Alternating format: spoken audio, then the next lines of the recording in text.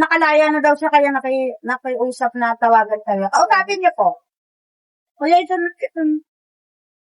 Mahal, uwi na ako dyan ng Bulacan. Hindi mo lang ako dinalaw sa kulungan. At mo naman, hindi ko kasalanan yung nakulong ako. Bakit mo ako pinabayaan? Hello? Oo.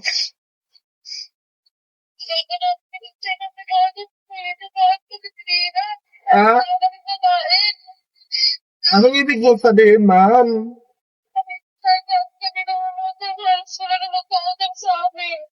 Ha? Bakit? Bakit? Sabihin ako sa'yo. Oh, ano yun? Kung darating ko sa punto na pinakaawin mo. Ano yun? Ano ba yung sabihin mo? Ako eh. Ha? Sabi ko lang, wala ba naman? Ano ba naman yan, mahal? Ginawa mo sa akin. Nakulong na akong wala akong kasalanan. Nag-asawa ka pa? Ano ka ba? Ano ba yan talagang mundo pinapatong yun sa ulo ko? Inaasahan ko na mauwi ang kita dyan bago nag-asawa ka na?